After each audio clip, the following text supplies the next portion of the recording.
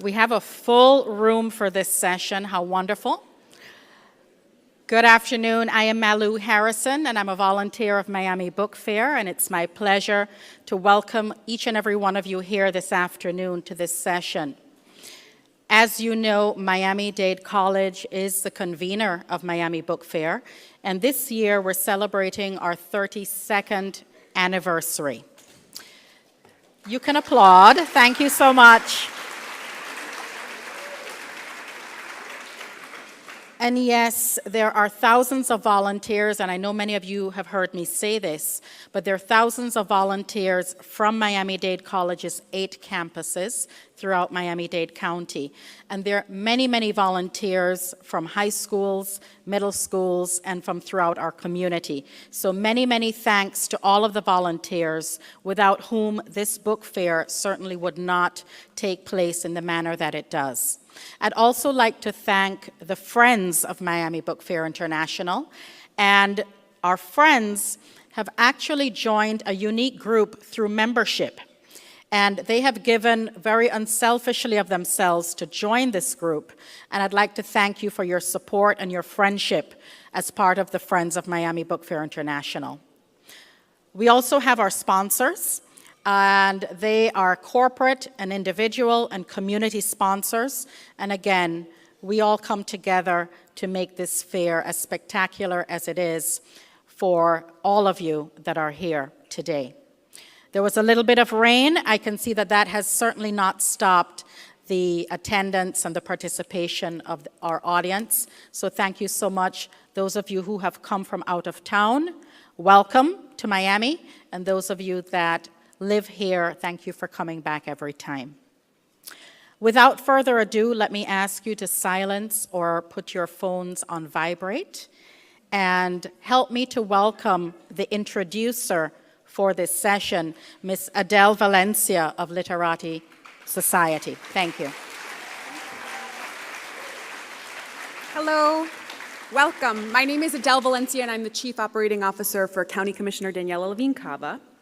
I'm delighted to be here today and to see so many book lovers in the audience. For those of you who love this fair as much as I do, I invite you to join the Literati Society. It's a membership group dedicated to supporting this important work so that we ensure that our beloved book fair continues to be a crowning jewel of this community for years to come. As an added bonus, you'll meet other book lovers and be the first to get information about the remarkable events and authors that come to Miami, like the 2 incredibly talented people I have the pleasure to introduce to you now. Kunal Nayyar was born in London and raised in New Delhi, India. He first came to the United States in 1999 to pursue a bachelor's degree in business administration and went on to receive an MFA in acting from Temple University. Playing the character of Raj on Big Bang Theory, he has been part of the ensemble since the show debuted in 2007. His debut book is Yes, My Accent is Real, and Some Other Things I Haven't Told You. In this revealing collection of essays, Kunal Nayyar traces his journey from a little boy in New Delhi who mistakes an awkward first kiss for a sacred commitment, gets nosebleeds chugging Coca-Cola to impress other students, and excels in the sport of badminton, to the confident, successful actor on the set of TV's most watched sitcom since Friends. This witty and often inspiring collection of underdog tales follows a young man as he traverses 2 continents in search of a dream, along the way transcending culture and language and many, many embarrassing incidents, to somehow miraculously land the role of a lifetime. Jesse Eisenberg is an Academy Award-nominated actor. Give him a big Miami welcome. I told them this was an appreciative audience. He's an Academy Award-nominated actor, playwright, and contributor for The New Yorker and McSweeney's. He is also the author of 3 plays, Asuncion, The Revisionist, and The Spoils, which won the Theater Visions Fund Award.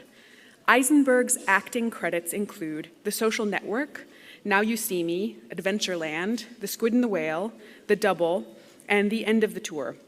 Forthcoming acting credits include Batman vs. Superman. Bream Gives Me Hiccups and Other Stories is his debut story collection, which moves from contemporary Los Angeles to the dorm rooms of an American college to ancient Pompeii, throwing the reader into a universe of social misfits, reimagined scenes from history, and ridiculous overreactions. Without further ado, please join me in welcoming Jesse Eisenberg and Kunal Nayyar.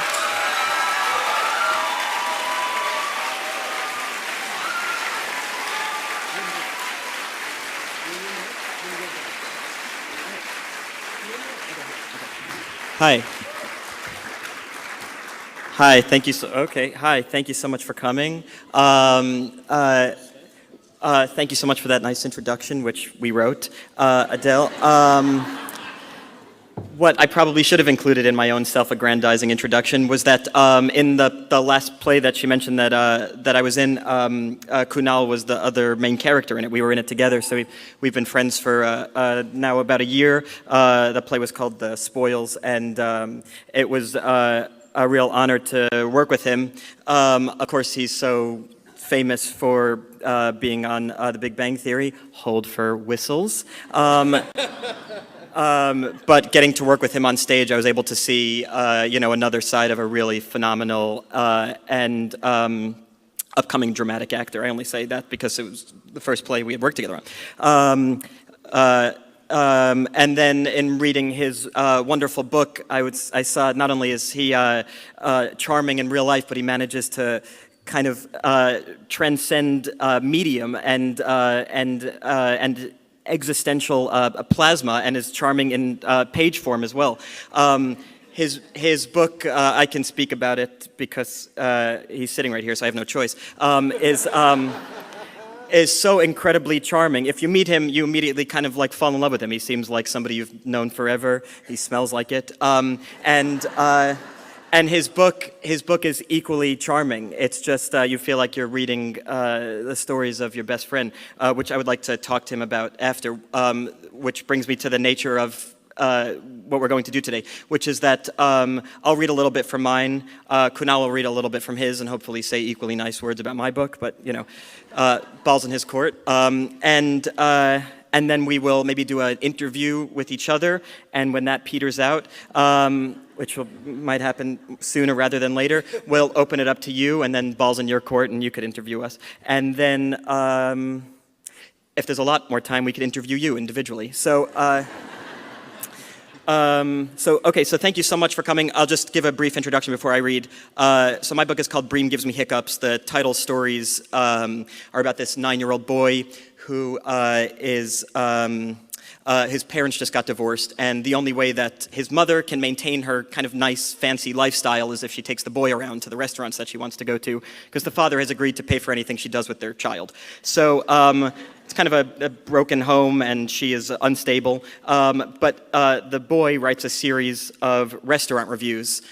He's 9 years old, and he's detailing the restaurants, but really detailing his relationship with his mother. So I'll just read 2 or 3 of them, depending on your reaction. So, no pressure, but if you enjoy it, we're here. If you don't, we can always leave. Okay, thank you again for bearing with me. So the first one I'll read is, it's called Sushi no Zawa. So this, again, it's from the perspective of a 9-year-old boy. Last night, Mom took me to Sushi no Zawa near Matt's house. Except she didn't let Matt come with us, and I had to leave in the middle of my favorite show because Mom said we would be late for our reservation, and that I didn't know who she had to blow on to get the reservation. I see. Okay, all right. Listen, Miami, this is the way people talk, okay? I'm from New York, that's what happens. All right. At the front of Sushi no Zawa is a mean woman. When I asked Mom why the woman is so angry, Mom said it's because she's Japanese and that it's cultural. The woman at school who serves lunch is also mean, but she is not Japanese, so maybe it's just serving food that makes people angry. Sushi no Zawa does not have any menus, which Mom said made it fancy. The sushi chef is very serious, and he stands behind a counter and serves the people whatever he wants. He is also mean. The first thing they brought us was a rolled-up wet washcloth, which I unrolled and put on my lap, because Mom always says that the first thing I have to do in a nice restaurant is put the napkin in my lap. But this napkin was hot and wet and made me feel like I peed my pants. Then Mom got angry and asked me if I was stupid. Mom said they have eggs, so I asked for 2 eggs. But when the mean woman brought them, they didn't look like eggs. They looked like dirty sponges. And I spit it out on the table in front of Mom, who slammed her hands on the table and made the plates rattle. And so I got scared and spit out more sponge on Mom's hands. And Mom yelled at me in a weird whispery voice, saying that the only reason she took me to the restaurant is so that Dad would pay for it. Then I started crying, and little bits of the gross egg came out of my nose with snot. And Mom started laughing in a nice way and gave me a hug and told me to be more quiet. Then the mean woman brought me and Mom little plates of more gross fish bodies on rice. I asked Mom to take off the fish part so I could just eat the rice. Mom said, "Great, more for me," and ate my fish. I like rice because Mom said it's like Japanese bread, but it has no crusts, which is good for me because I don't eat crusts anyway. I also like it when Mom says, "Great, more for me," because it seems like that is her happiest expression. When the woman brought the bill, Mom smiled at her and said, "Thank you," which was a lie, because Mom hates when people bring her the bill. When Mom and Dad were married, Mom would always pretend like she was going to pay, and when Dad took the bill, which he always did, she said more lies, like, "Are you okay? Oh, are you sure? Wow, okay, thanks, honey."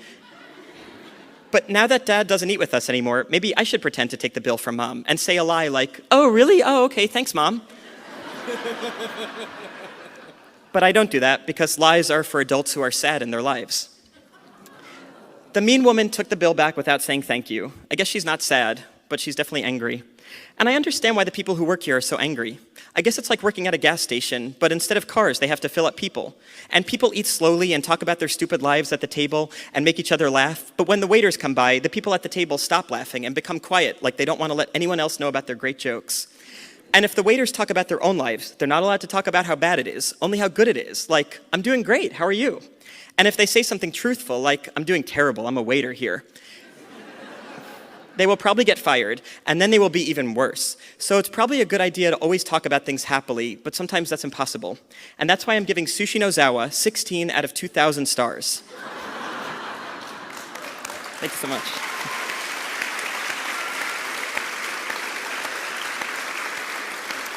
Thank you.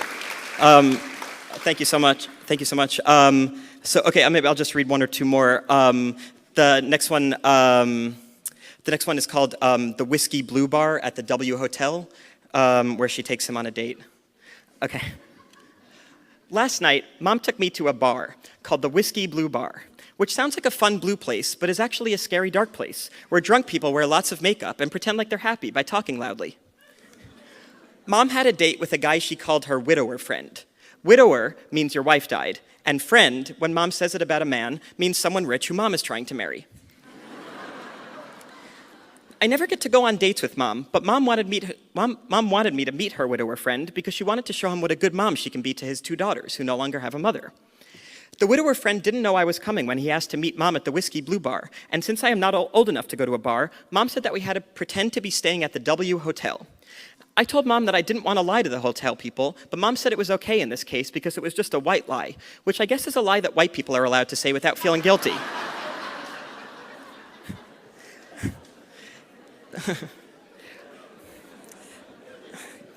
Since Mom wanted to show the man how good she was with children, I knew she would be nice to me the whole night. And when the man walked in, Mom put her arm around me, which felt strange because she never does that, and I never noticed how cold and bony her hands are. When we all sat down, the man said, "Didn't know you'd be taking your son here," and Mom just squeezed my shoulder again and said, "I just can't bear to be away from this guy. I love kids." I knew that Mom was going to lie about liking children, but I thought she would probably think of a more creative way to do it. Then the waitress came to our table and knelt down in a weird way, like she wanted to show us her breasts. She was wearing a short black skirt and was really beautiful, except up close.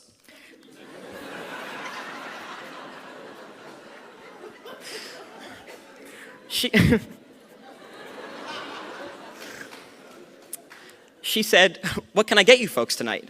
Mom said that she wanted a strawberry mojito and asked the widower friend in a kind of babyish voice, "Is that totally girly of me?" The widower friend smiled and blushed in a way that made me think he would have preferred to actually be on a date with a young girl instead of an old woman doing a baby voice. Then the widower ordered his drink in a really serious voice, like it was important to get all the details right. "Dry tank martini, twist of lemon, stirred, don't bruise the gin." The waitress nodded very seriously, and I suddenly thought that it was so strange to have a place that just makes drinks. Since they only sell one thing, they have to take it very seriously, and I guess that no one ever tells them that what they're doing is not an important job. Then the waitress showed me her breasts and asked, and what can I get you, little man?" Mom asked the waitress to make me a Shirley Temple, which I didn't want because it's named after a dead little girl named Shirley. But I decided not to say anything. Then Mom said, "Mix it weak, he's driving tonight." And the three adults laughed and laughed, even though Mom's joke was a lie and also not funny. When the drinks came, Mom finished hers kind of too quickly and ordered another one. The man sipped his slowly, which meant he probably didn't like Mom. And I just tried to fish out the cherry from the bottom of my drink because I was so hungry. The more Mom drank, the more she asked about the widower's wife. And I could tell that he didn't want to talk about his wife because he would change the subject. But Mom said weird things like, did Debbie ever try Cedars-Sinai Hospital? Because my friend Joyce is an amazing endocrinologist over there. I think Mom wanted to just show the man that she had a friend who was an important doctor, but because the wife had already died, it kind of seemed like a weird thing to suggest. The man seemed a little surprised, and I thought that maybe he was trying not to cry, and then he said kind of quietly, we never tried Cedars-Sinai Hospital. Now, normally Mom would be embarrassed for saying something so dumb, but because she was drunk, she didn't realize that she made the man upset. So instead of apologizing, Mom just said, I've been friends with Joyce since college, she's brilliant, and actually very well read. The man just nodded. Mom said she had to go freshen up, which meant she had to go poop, because alcohol makes Mom poop. And she left me alone with the guy. It was a little strange to be alone with him, because I think he didn't really like that I was on his date. And then I couldn't stop thinking about his dead wife either, and I just tried to not say anything about it, but I got so nervous that I said, I'm sorry that your wife died from cancer. I knew that it was the wrong thing to say, but I couldn't get it off my mind, and sometimes accidents happen even with talking. He said, thanks. And then Mom came back, and I could tell that she must have pooped a lot because her face seemed relaxed. When Mom sat down, she said, ready for round 3, Mister? Which meant she wanted to drink more alcohol with the man. But I could tell that the man just wanted to go home. I also wanted to go home, but I knew that Mom wanted to stay, so I didn't say anything. But the man looked at his watch and said something like, I'd love to stay, but the girls are probably up worrying about me, which seems like something a normal parent would say, especially since his girls don't have a mother. This made me like the widower friend. The man walked us to our car and gave Mom a hug, which Mom kind of held for a long time, even though the man tried to pull away. And on the way home, I could tell that Mom was upset with the date, and that maybe she thought it was partly my fault. I could also tell that Mom was drunk because she was driving all over the highway, and we almost got into an accident with a man who rolled down his window and yelled at Mom in Spanish. Then Mom yelled something mean about Mexican people, and I started to cry because the man kept yelling, and it scared me, even though I couldn't understand the words he was saying. Sometimes the things that are the scariest are the ones you don't understand, and that's why I'm giving the Whiskey Blue Bar 136 out of 2,000 stars. Okay. Thank you. Okay. Okay. Okay, thanks. I'll just read one more because it's timely, and also want to apologize for the characters that are bigoted. I'm making fun of them too. So, okay, I'll just read the last one because it's about Thanksgiving, and obviously we know why I'm going to read it. So, okay, Thanksgiving's approaching. Okay. Okay, it's called Thanksgiving with Vegans. I will also preface this story by saying that I come from like a vegetarian family, and we have what we call Thanksgiving, which I didn't put in the book because it seemed too absurd. You know, it's like the kind of thing that you think, oh, if I wrote this in a book, people wouldn't believe it. So you don't write it in a book, but it's your life. And those are the kind of things in life that you get embarrassed by, the things that are too silly for fiction. So, but this one is where the boy goes to Thanksgiving dinner with the vegan family. Okay. Last night, Mom and I went to a Thanksgiving dinner at a vegan family's house, which is kind of like going to a temple for Christmas.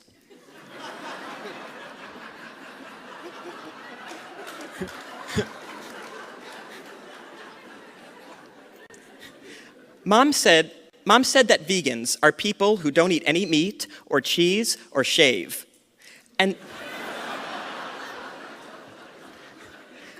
And since Mom doesn't like to cook, she decided that we needed to go to our neighbor's house for Thanksgiving.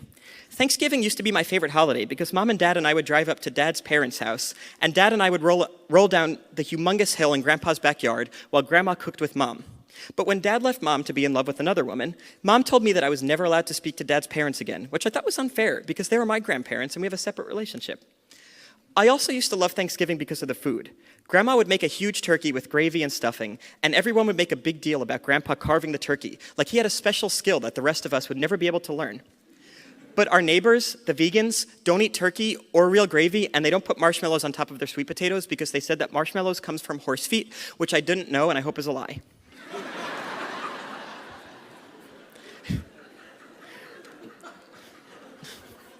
Not only did they not eat turkey, but the vegans placed framed pictures of 2 turkeys on their Thanksgiving table with the turkeys' names underneath, which were Mabel and Todd. It was strange to see pictures of turkeys because no one ever really takes pictures of turkeys. And it was even stranger to see that the turkeys had names, because no one really names turkeys, especially with a name like Todd, which sounds like the name of a boy who asks the teacher for more homework. All of the foods were labeled with little turkey-shaped signs, and I remembered the names carefully so that I know to avoid those foods in future Thanksgivings. The main foods were lentil and mushroom loaf with savory potato filling and stuffed maple tofu, and the sides were gluten-free spinach roasted fingerlings and king oyster whipped sweet potatoes with herbs, and without marshmallows. Reading the weird names of the foods, I suddenly missed Dad, and I thought that maybe Mom did too, even though she always says that she hates him. I think that even if you hate someone, it's easy to miss them on the holidays. Before we were allowed to eat, we had to go around the room and say what we were thankful for. At Grandma and Grandpa's house, we would do the same thing, but more as a joke. It would always be funny and sarcastic. Like Grandpa would say, "I'm thankful Grandma didn't burn the turkey like last year." And Grandma would say to Grandpa, "I'm thankful that you lost your teeth so you'll only be able to eat the sweet potatoes." But the vegans said things that were sincere, like family and togetherness. And Mom rolled her eyes at me, and I rolled mine back at her, and it made me feel good. I like it when Mom rolls her eyes with me because it's like having a silent secret with someone. The vegan mom said that she was thankful for her enlightened consciousness and that it was important to keep turkeys like Todd and Mabel in our hearts on this dark holiday.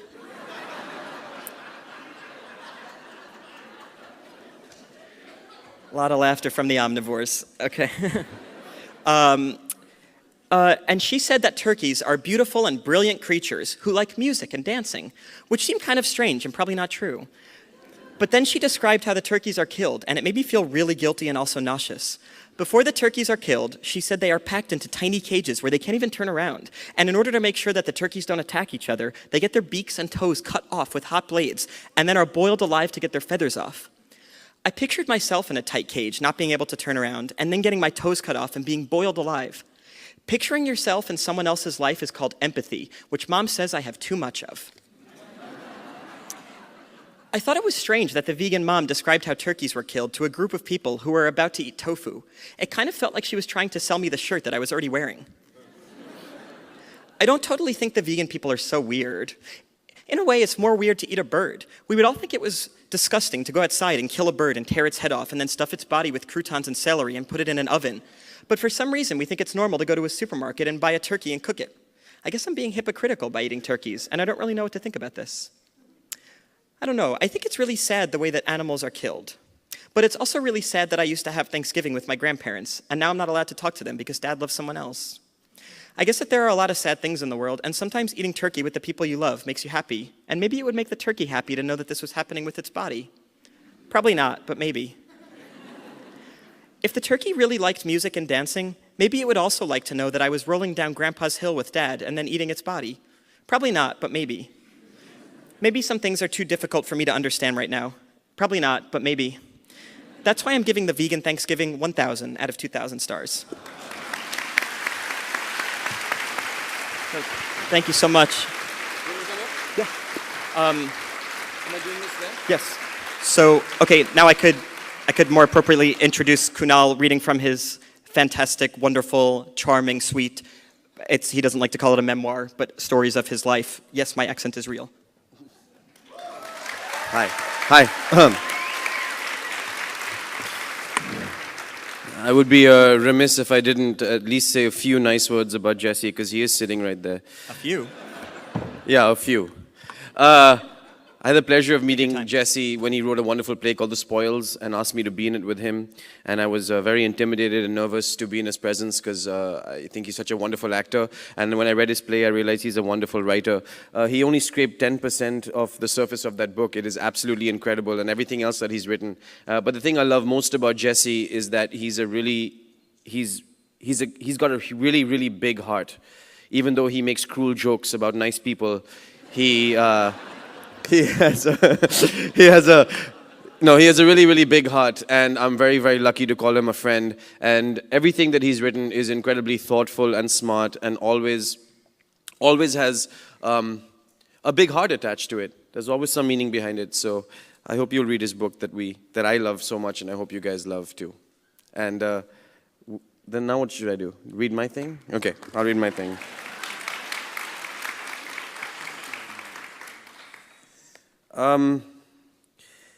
So yeah, I wrote this book about my life. I had a pretty crazy journey growing up in India, and coming to America and ending up on the show. A lot of people wanted to know how that happened. And I was reluctant to write about my life, and I almost quit 3 times, actually, while writing this book, because I talk about losing my virginity, which I never wanted to tell anyone, and I did. So I guess I'll read just a quick story about the first girl that I kissed in America when I was 19 years old. It's called The Forbidden Kiss. I changed all the names because I was really afraid of being sued. So I just made up really nice names. The Forbidden Kiss. Is there a reason there's 2 mics? Did you do it like this? I mean, is that better than this? This? Oh, this is for us, like this. It's so weird. It's freaking me out.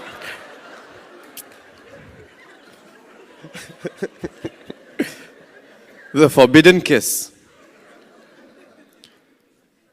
Her name was Joycel Hayden. Lovely name. The kind of name belonging to a girl who deserved to be kissed by a prince. And that prince was me. At least that's the way I would cast the movie. She had pixie-cut blonde hair, a round golden face, and a bounce in her step. We were in Psychology 101 together. She was always first to raise her hand to answer questions, and she never had any sweat stains under her arms. I could smell her from 7 rows away, strawberries and cream with a touch of black pepper. And the sound of her voice was a sweet, soft melody. It was like she was always half speaking and half singing. And I didn't know how to go about kissing her. It wasn't as easy as running up to her and planting one on her lips, or asking her for a kiss over coffee, or sneak smooching her while going for her cheek. This kiss had to be planned meticulously. I had a few ideas running around in my head: playing guitar for her in the moonlight, sitting outdoors on a cold night so she'd snuggle next to me for warmth, sharing a milkshake with 1 straw. Problem was, she barely even knew my name. We had said hello a few times, entering or leaving class, but had never really even had a conversation. And then, just like that in the movies, an opportunity presented itself. It was during Thanksgiving week. I obviously stayed at the school since we only had a week off. It would have been madness to fly back to India. Plus, I thought it would be a good time to soak up classic American familial culture. Secretly, though, I hoped there would be a plethora of lonely beauties looking for companionship. Sounds creepy now that I'm saying that. Jesus. I wrote this. Okay. I hope there would be a plethora of lonely beauties looking for companionship, one in particular. The university had planned a turkey dinner for all the students who couldn't leave campus. And one day, when I was casually hovering in her presence, I'd overheard her telling her classmates she wasn't going home for Thanksgiving. Joycel was going to have Thanksgiving dinner at the university. How convenient. We were all to be seated at this really long table. I had been standing close enough, but not too close, to figure out where Joycel would sit. The plan was to fake pull out the chair she was going to sit in, pretend I was going to sit in it, and then offer her the seat, pretending to be both chivalrous and adorable and confusing at the same time. So when I saw her heading toward her seat, I stealthily slid into position. But before I could reach the chair, I tripped over my feet, and instead of pulling the chair out, I had to use it to break my fall. This, however, worked to my advantage. She saw me stumble a bit, and it made her giggle. She even offered me a seat next to her, which I gratefully accepted, of course. Apparently, tripping and falling is funny in any culture. Finally, we were sitting next to each other, and before the meal, we had to say a prayer. Bless us, O Lord, and these thy gifts, which we are about to receive from thy bounty through Christ our Lord. Amen. We all held hands, and our hands were clammy, but I didn't care. I would have held her hands even if they were soaked in pee. I was amazed at the smell of rosemary emanating from her hair. Actually, everything smelled like rosemary. When the food came, I made some joke about how turkey tasted like rotting chicken, which made everyone around me laugh, though I'm not sure they understood English. Truth is, I just really don't like the taste of turkey. Other than Thanksgiving or on a sandwich, does anyone really eat turkey? Sorry. Over dinner, Joycelle told me that she couldn't make it back home to Utah because of a lack of funds. Things happen for a reason, I said, trying to be supportive and secretly making my move. If you want company, do you want to hang out after dinner? Yes. No hesitation in her reply. Your place or mine, I joked, testing the waters. She laughed, but I'm not sure she understood the connotation. I suggested we watch a movie, Ghost.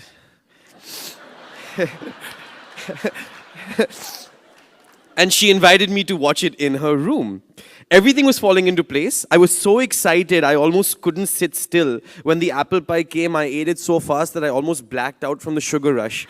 I didn't even wait for anyone to finish before I was saying the quickest goodbyes of my life. I would have to run to my room. I would have run to my room if I hadn't felt like barfing from all the turkey and anxiety, playing nookie in my stomach. I picked up the DVD, applied some deodorant to my armpits, and skipped back to her dorm. Her room smelled like cinnamon and sugar, like a candle you get on sale at Target.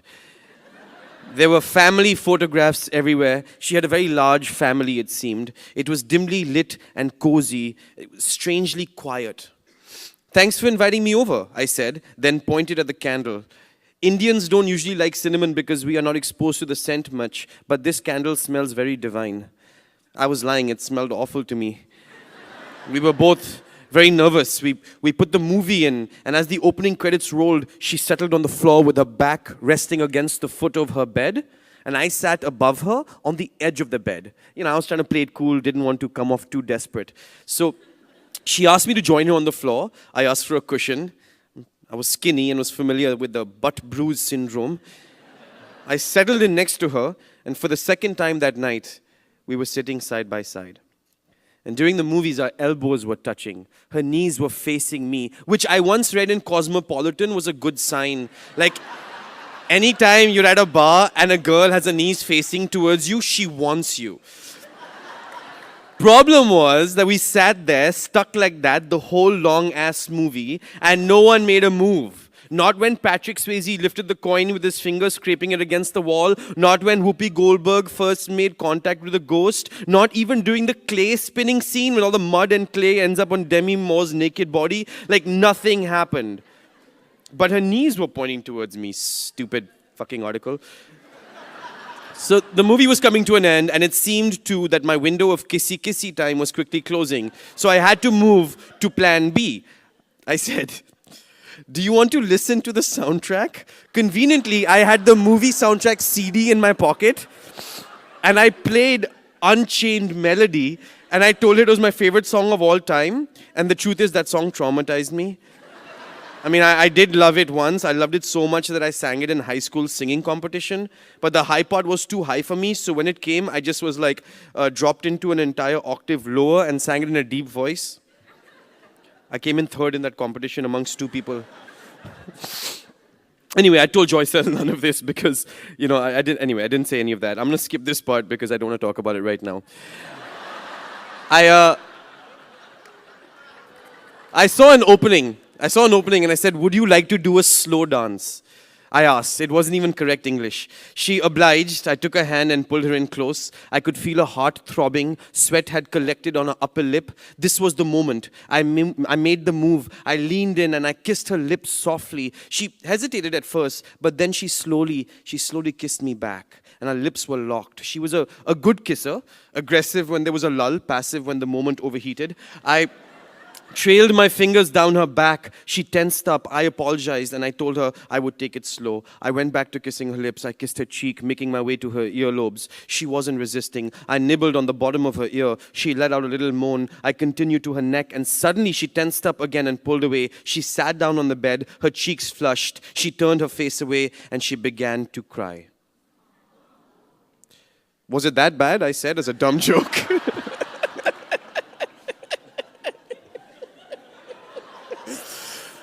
This is so bad. I kept apologizing. She kept trying. I stood there not knowing whether to sit or stand or leave. And then she said, I'll never forget it to my dying day. She said, but you're a Hindu. So now a few thoughts crossed my mind. Was she asking me? Was she telling me? Did she not know? Was she doing research for a paper? Did my mouth taste like cumin? Confused, Confused, I muttered, yes, I am a Hindu, almost reaffirming to myself that I hadn't changed the religion. But I'm a Mormon, she said. And I didn't really know at the time what that was, but I guess it was a religion. Either way, it was clear that she didn't dig the inter-religion saliva swap fest that just occurred. My parents would not be happy with me, she said. They warned me about becoming this kind of a girl. But nothing happened. We just kissed, I said. I know, but you're not even Christian. So picture this. A Mormon girl sitting on the edge of her bed, silent, tears flowing gently down her cheeks. A Hindu boy standing aimless in the middle of the room, erect. A forbidden kiss transpired only moments before Unchained Melody in the background on repeat. It was like a scene from a very funny movie, only it was real, and I was living it. See, it wasn't my awkwardness, or my looks, or my accent, or the color of my skin that stopped Joycel from wanting me. It was my religion. All those other attributes are malleable. You can break them down, remold them, and change them forever. Even skin color can be altered. But the one thing you cannot change is your past, your cultural background, where you come from. There we were, sweaty, yearning, fumbling, longing to connect, and the only thing that got in the way was the one thing I could do nothing about. But seriously, I mean, what did she think this whole time? That I was a Jehovah's Witness?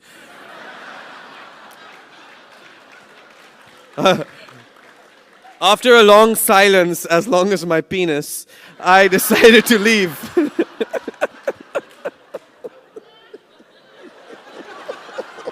like a... not that long of a silence. Yeah, it's not that long of a silence. Thank you. I thanked her for her hospitality and bent down to retrieve my DVD. I pressed eject and went to grab it, but the stupid-ass DVD, it wouldn't come out. So it was stuck. Like, I kept tugging at it, trying to pry it from the death grip of the Mormon DVD player, but it wouldn't give. So I just left it there, half stuck. I even left my CD in a stereo. It wasn't a graceful exit, but I was out of there nonetheless. On the walk home, I was hurting. I didn't understand what I had done wrong. I felt upset that I might have caused someone pain. I felt sheepish about my behavior with Joycel. I'd preyed on her loneliness, used it to my advantage. But the truth is, I was lonely too. I was also away from family and friends and food I liked and the warmth of my childhood bed. I was in a foreign country and I was trying so damn hard to fit in. See, it was never really about getting a kiss. It was always about sharing a moment of intimacy with another person. To be touched and looked and held like a living, breathing human being. We all want that, and we all need that. I often wonder what became of Joycel. I wonder if she's happily married to a nice Jewish guy and living in Brooklyn. I wonder if she ever thinks of that Thanksgiving we spent together. Most of all, I wonder if when she reads this, she's going to sue me. And what became of my DVD? Crumpled and destroyed, probably fragments of it disintegrated into the earth, forever sealed in the soil with a forbidden kiss on its lips. I imagine my CD still spinning Unchained Melody, forever stuck on repeat. Thank you.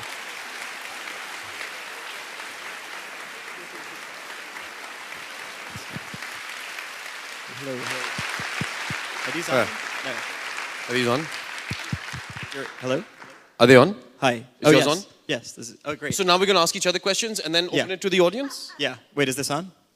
Let's just do only like 2 minutes of that, because then it'll be fun to Okay. hear from the audience. Okay, great. I want to make a comment and then ask you a question about your book. The first thing that I was really interested in with the book is that I kind of was reading it to see like what it was like to see the differences between our upbringings. I grew up in New York and New Jersey in a middle-class white Jewish household, and you grew up in Delhi. And I was kind of like looking for differences, but when you read the book, you realize, oh no, it's the opposite. It's more similarities. It's just in a kind of a different place. But what's interesting to me is that, like, if I was somehow cosmically transplanted with you, I think we would probably come out the same. And your experiences read to me like the exact experiences I had. And so what I learned from the book, if anything, was that like we're not so different. I mean, it seems kind of trite and cliche, but your book, I think, perfectly exemplifies what it's like to be a kind of regular person in that culture. You know, it's not a story of, the traumas we hear coming from Calcutta or, the palaces. You know, it's a real story of a real person in that world who has a lot of talent and charm and wound up in an incredible situation, which is what you're in now. But before that is pretty normal and really fun to read. The thing I wanted to ask you, well, have you thought about that? What? Like, you just gave a 10-minute speech about my book. I don't know what you're even asking me. I mean, does it occur to you? Does it occur to you that your life, when you came here, and all the kind of unusual cultural things? Yeah. I think that is. People always ask me what was the biggest difference. The biggest difference was like walking into a grocery store and having 17 choices of milk. Right. You know, I think all of the trying to find yourself or trying to find love or trying to fit in. I think you could be in any culture and anywhere in the world, and we all face the same things. You know. Right. Okay, one thing I do want to ask you is because there's something that people ask me all the time, and I always have kind of like, they ask like, cause I've been doing things like this, and and I just watched you, and you're hysterical, and you're talking about your own life. Were you ever interested in doing stand-up comedy? And then, if not, why not? And I can start with me if you want to think about it. No, because he made a face like he wanted to think about it, and I don't want some dead space. So I'll say the reason I don't. Do you just want to interview yourself? Yes. Listen, it's okay. I think the reason that I never do. Just kidding. No. Okay, that's a good question. Let me ask you. Okay. No, I'll just.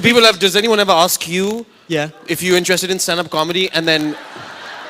No. Would you ever do it? Because I said people. No, because I wasn't. Because to me, like what I love so much about your story is that it's ultimately filled with this real sweetness running through and really at the end. And that's what I like to write in my stories too. That it feels like there's this kind of heartbreaking relationship at the core of this funny dynamic between the mother and son.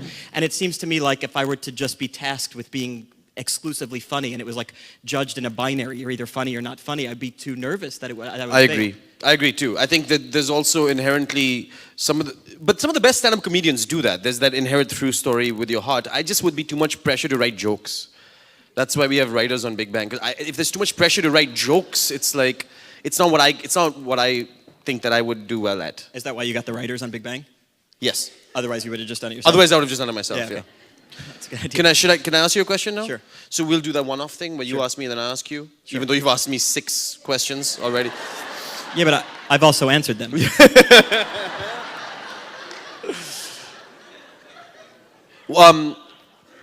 So, what I think that you do incredibly well is writing these books, and obviously you take a lot of these examples from your life, and this I wrote basically pretty much to the T of exactly what happened in a lot of the stories. When you're writing these stories, do you find it easier to write it as fiction, or would you ever consider writing like specifically using yourself as a character with your name and your face to write any of these stories? The reason I don't is because I just don't think it's that funny. Like, one of the things I really liked about your book is you're able to take experiences from your life and turn them into what seemed to me like could be, kind of fiction comedy essays. They're really, you have a real gift with that. I don't. So when I write like things that are essays about myself, for some reason I can't find what's really funny about them. So I use fiction to kind of, think, it's funnier to have the woman divorced. I mean, it's horrible, but it's funnier for their dynamic because then they create a kind of weird husband-wife dynamic. Whereas my parents are married, it's just not that funny. They're married, everything's okay. My mom is kind of like a normal woman. She's self-aware. So again, to put that down to write her is not funny to me. Can I ask you, how do you do it? How do you figure out like that story you told? How do you pick out the details that you think would work best? I didn't realize I was going to remember so much until I started writing about moments, and I had a lot of trouble getting these stories out. So I asked for some help, and there was a great writer who I spoke to and I talked to, and I told him all my stories, and then he really probed me because I've never written a book, and he really probed me. He said, "Stop for a second. What does that mean? Like, explain that. What did she smell like? What did she look like? And when I started thinking about it, all of my senses became alive. You know? And I think that we always do that. I think we forget that we don't remember situations as specifically as we do.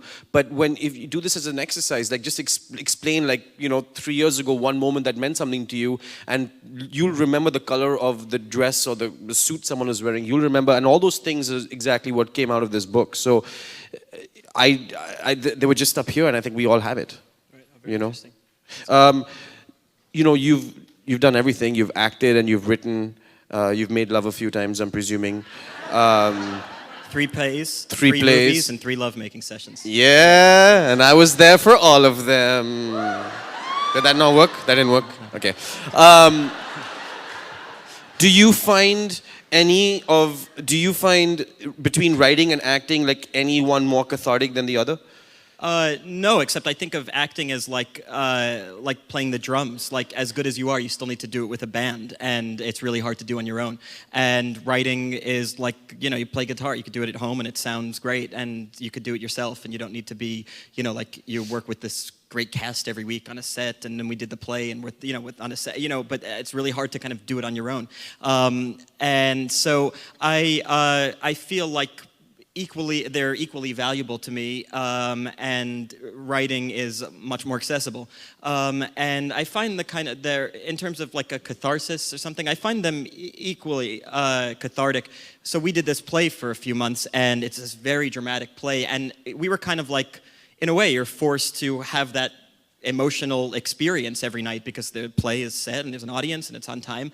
And with writing, you really have to self-motivate, and that's probably I'm friends with a lot of writers, that's the constant conversation is, how do you do it? Jesus Christ, I got a donut this morning. How did you write a chapter? And so to me, that it takes a little more of that self-motivation, but can be equally cathartic. How do you find time between acting in all of these projects and writing? I've never understood. Well, you're in a unique situation because you're one of the only actors who actually has a steady job in the world. Most actors work for It's true. Most actors, even the most successful, prolific actors, they work for 2 months and the movie ends or the play ends or whatever it is, and then they have a lot of time off, which is I think probably why a lot of actors do wonderful things like get into charitable organizations and sometimes do self-destructive things like alcohol, with drugs, whatever. But no, it's true because you have talented, bright people with a lot of time on their hands. How did you find time when you really have one of the only steady jobs in the business? I panicked, and then I don't know, I think, everyone asks, that's a good question. When you ask it back to me, I don't really have an answer. I don't know, some days I stayed up till 3 a.m, and some days I spent 3 months just every day, 9 hours a day getting these stories out, and then I took 3 months off, and then I quit, and publisher forced me to do it, and then I just did it, Nice. I don't know how I found time, I guess. Should we... On that... Yeah, do you want ambivalence? Should we ask the... On that, yeah, should we open it for questions? Yeah. You guys, there's a mic that you can walk up to. Oh, right. Yeah. And then ask us both questions, and then, It's like City Hall. Complain about a pothole. Hi, how are you? Huge fan of both of you guys. Thank you. I'm dying right now. Actually came prepared. Which one do you like more? All right, here's the thing. I have to go with Kunal because I'm a Big Bang Theory fan. Me and my best friend are literally Wallowitz and Raj. We're like that relationship. It's that level. But I love you. I'm gonna see you in Batman versus Superman. So. Okay. Why did you ask that question? My other best friend is a big fan. You already knew the answer. I love both of you equally. How about that? That's a better answer. You should have just said that first, but yeah. I'm sorry. But I went to see America Ultra. You were awesome. Hey, thanks a lot, but not enough. Okay. Did it make it better? Yeah, it's good. Thank you. Thank you. Basically, my question is, both of your books are very different. One is a kind of biography, and the other one is a collective short story. I just wanted to know, how did you guys approach writing these books? Because they're very different, totally not your typical books from you two, actually. I would expect a different type of write, and I'm super nervous. Oh, don't be nervous. No, thanks for asking it. Do you want to start? Mine was because it was about my life. I would tell a lot of these stories on late night talk shows. because they always wanted to know about my life growing up in India. So I already had those stories in my head, and those were the easiest to write. The most difficult ones were to write about, about my wife or falling in love or the dating stuff, or the heartbreak I had before I became an actor. Those were the ones that are the hardest to write. And I wrote them and they were crap. So what I did is I spoke them into recorder. I told the story, just as if I was telling it at a bar or something. And then I went back and I colored all the lines in, and I thought about those moments. And having a real writer sit with me day after day really, really helped me, because I couldn't do it on my own. I think I started writing probably like jokes when I was like 12 years old, and I liked stand-up comedy, and I would watch stand-up comedy, and then I would memorize the comedians' performances, and I would pass them off as my own. So I was telling a lot of jokes about sex at 12 years old, something I wouldn't know about for another decade and a half, and then because I was able to Google it, and then I started writing kind of longer like essays. I discovered this amazing website, McSweeney's, and once I discovered that and I saw people were doing kind of like short form humor essays, I thought I could do this, and I really loved it.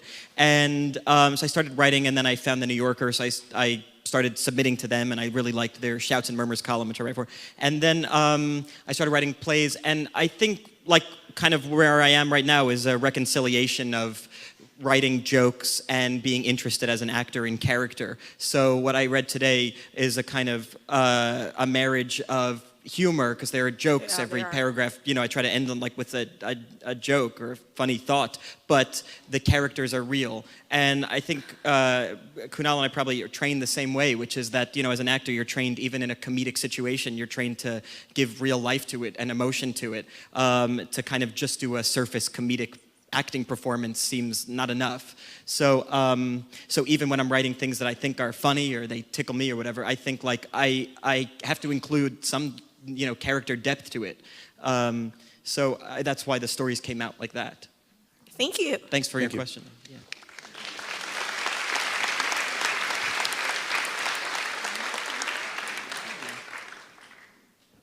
Hi. Jesse, yesterday on Wikipedia, I read about the thing where you wrote something regarding like Woody Allen, and then you got a letter that said, from Woody Allen's people that said, you thought maybe he'd be happy about what you wrote, and that you got letters from attorneys that said cease and desist. That's right. So I was just wondering how it went from that to you're doing Woody Allen movies. Well, right, so just, for... What is this, TMZ? That's a good question. Right, so the first script I wrote, I was like 16, and I had read that Woody Allen changed his name to Woody Allen at 16, so I wrote a kind of modern-day romantic comedy about him changing his name to Woody Allen, so it was kind of anachronistic in that way. And then some people read it, and they liked it. They sent it to his agent, and then they called me, said, we sent it to Woody Allen's agent. I was thrilled. And then they said, oh, we sent it to his manager. Oh, his manager, that sounds even more professional. And then they said, and we sent it to his lawyer. I was like, oh, that's even better. Tell me where to sign. And then they started sending me cease and desist letters. So that was my initial interaction with him. And then now I've done 2 movies with him, but my sense is that he has no idea about it. And I don't know if he has Wikipedia, but now that I know it's on there, I'm hoping he doesn't. And he is somebody who is so busy that I can imagine he doesn't know about stuff like that, and that he has a team of lawyers who are kind of litigious, proactive people, so it was fine. But here's somebody, Woody Allen makes 1 movie a year for like the last 40 years or something. It's incredible. So here's somebody, so in terms of like taking a page of advice from him, not a page from his book of advice, which will come out in the spring, called Woody Allen's Advice to Jesse. He is so prolific, he doesn't bother himself with that kind of stuff, which is a kind of a life lesson for me, to not kind of think about all that extraneous stuff and just, continue on with what I like to do. Good. Thanks. Well, you're coming out with it. You're going to be in his next movie, though, right? Yeah, we finished it. Yeah, thanks a lot.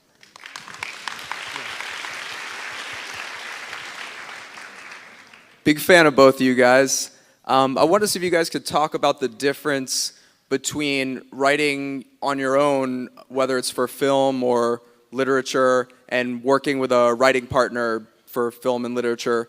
And along those lines, you guys seem to have a great chemistry together. You both are great writers. Would you ever think about working together on a project, writing or acting together? We're going to do Lethal Weapon 6. colon. We need 6 years to bulk up first, Yes. and then we'll do it. It's Lethal Weapon 6, colon, Bangalore. Yes. Yeah. Did you just think of that? No, I wrote that years ago. Okay, because that was good.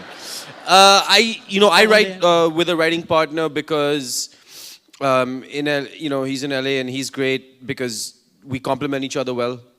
I find my strength with writing, especially in that sort of writing, is dialogue, and his strength is actually structure. We work together as actors in the Spoils and off Broadway this summer, but you don't work with a writing partner, right? You don't no. No, I find it very difficult. Like I become very controlling, and I see things like specifically my experience with writing with other people has been that I end up like kind of like the things that like really make me like it are the things that I can't articulate in another way, and so I have difficulty doing it with a partner. Because like when I'm starting to write something, especially characters, they start to speak for themselves, and I kind of lose my objective analysis of them. They kind of take over, their voices take over. And if I was doing it, I think with somebody in the limited experience I've had with it, my analytical brain is still working, not my unconscious that is dealing with how irrational people interact with each other. That being said, when Jesse wrote the Spoils that we did this summer, when he wrote it and he acted in it, as actors, Jesse was very open to us, onto the director, of really allowing us to be part of that process, which I think says a lot about someone, because it's a very difficult thing to do. Well, when you get somebody who's really smart and a talented guy like Kunal, if they have a feeling like it, if they're doing a play and rehearsing it for for a month or 2 months, whatever it is, they might have some feeling about what is more kind of emotionally correct for the character. And when you have such a talented writer like Jesse Eisenberg, who really writes these characters that come alive when actors like us go on and do this. And thanks. And Kunal is so attractive that I think he's always on time, very prompt. Yeah, I am always on time. Hello. Since both of you write, and you work with Woody Allen, have you thought about in the future maybe writing something and directing yourself? Well, no, I mean, my experience with movies have been very uncomfortable because I've written some movie scripts, and the nature of movies is it's such a big economy. There's so many people working on it. They're so expensive to put together that there's just so many little notes that something like what I just read, where it's like a mom who's probably an abusive bigot, that wouldn't make it through to any stages in anything that people are actually paying for. But that's the stuff to me that's really entertaining, because in the stories that I just read, they have this beautiful reconciliation, the mom and the boy. So you have to kind of get through some tough stuff. And in my experience in movies, there's just so many people, it's just like a kind of less appealing medium just by virtue of that. When we do the play together, no one asks me to change things to make the more accessible or to appeal to a wider audience. And with movies, just by virtue of them being so expensive, you have to. So I feel very blessed that I can be acting in movies and kind of make a living from that, so I can write the things that I feel are most kind of pure for me, that I feel like I'm not being kind of interfered with, which is a controlling quality. But I think with writing is a good quality to have. Great, thanks. Thanks a lot. Obviously, you both are great writers, but I know for myself and probably everybody in this room, we wouldn't be here hearing your book if it wasn't for your acting. That's why you're predominantly famous. And I'm kind of curious, is writing more of your passion, and this was kind of your plan? Like, if I make it, then I'll have more opportunities to do what I really want to? Or was this more just kind of like a logical progression in your career? I mean, I'll answer for myself. I didn't ever think that I was going to write my story until it happened, obviously. I've always enjoyed writing, but for me, my first passion has always been acting, definitely, and will continue to be, I think. Yeah, I guess I don't really make such a distinction. I think like I'm, you're on a set or in a play or doing something, and I think the same part of my brain is firing. I like both things equally, and I feel they provide me the same kind of self-expression. I don't see such a distinction between, writing part of a 9-year-old boy and then playing in a movie where I'm playing a kind of emotional, emotionally stunted man. And to me, there's that same voice. Thank you. Hi, this question is for Kunal. Besides that time you made out with Winnie Cooper on that episode of Big Bang, has there been any other way that your life has come full circle? Like whether it be personally, professionally?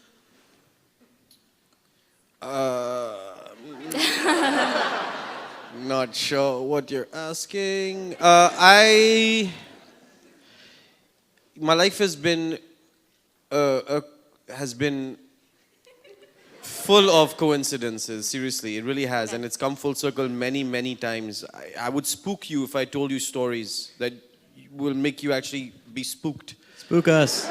But I'll tell you a real, a 2-second version of a story. My now wife, my wife was a model in New York, and things went awry for her. This is like 2001. Things went awry for her, and it didn't work out with the modeling agency. She was standing in New York outside a boxing gym, not knowing what to do.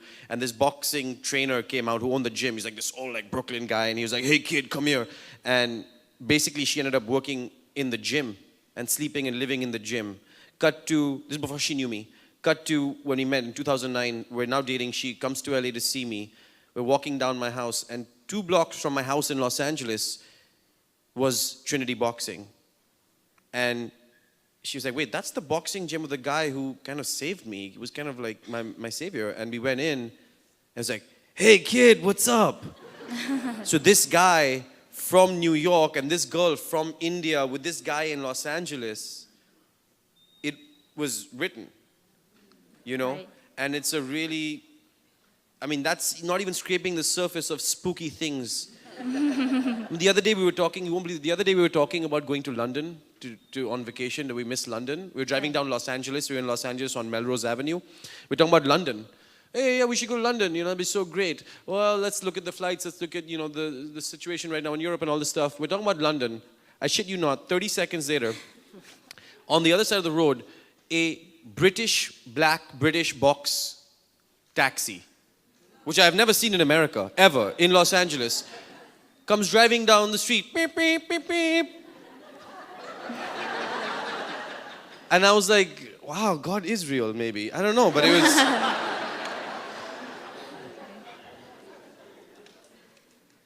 That's all I got. Okay. All right, thank you. That wasn't as good. Hi. I was just wondering, out of curiosity, I know there's a lot of aspiring authors in this room, including myself, and I know it happens to a lot of us. Anybody here get writer's block? Yeah. I just wanted to know if that's ever happened to either of you, or what you do to handle that. I just get drunk.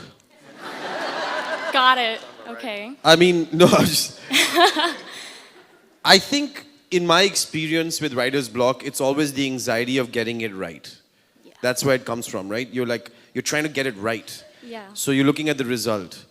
When I was stuck on something, I would just write. I would even start writing why I'm stuck. I would just start writing everything that's coming to my brain. Why am I stuck? I'm stuck because that happened, and then I'm not thinking about that. And then somehow I would always make my way back. Yeah.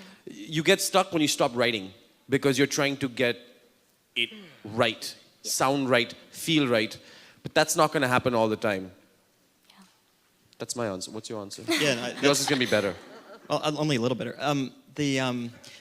That seems like the best thing, because it seems like nothing's worse than a blank page. May as well have written, I'm so stuck, I hate being stuck, and maybe something will generate from that. But I also have this feeling that like we're probably always in a state of writer's block, and then when the idea comes or some inspiration hits or whatever, some motivation, whatever that is, that's a blessing, and ride that and stop whatever you're doing, have a notepad out, whatever it is. Have that be, if that's going to be your kind of your life experience, be ready for it. Those are the real wonderful moments. I don't think the reverse is the case, where we're constantly in a state of, inspired motivation and thinking of wonderful ideas, and then suddenly we get that roadblock. I don't think that's the case. I think we're probably always roadblocked because we're socialized to interact and not constantly be talking about fictional things.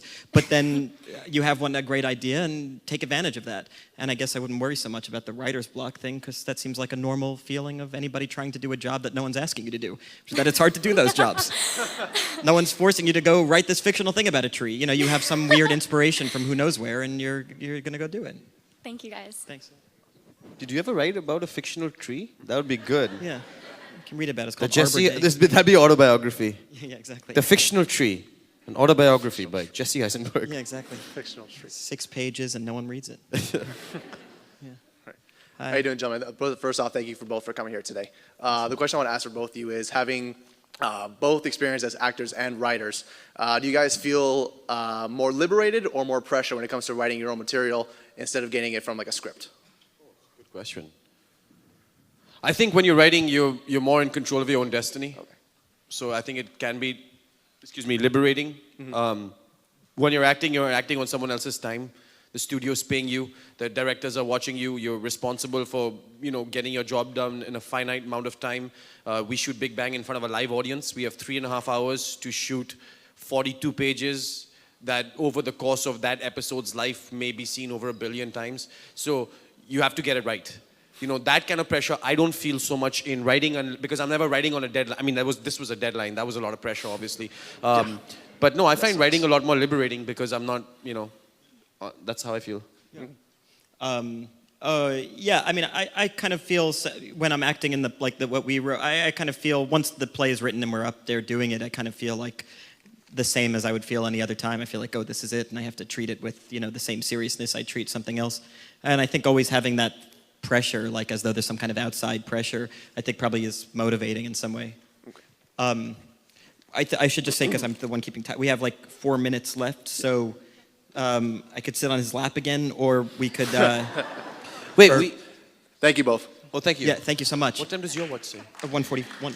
So any parting words? We have like 1 minute to go, and you've been so interesting. Oh, right. Throughout this session. Oh, thank you so much to the Miami Book Fair for having us. This is like such a great treat. Thank you both. Thank you so much. Thank you guys so much. Thank you. Yeah, and... that's good. Yeah, thanks.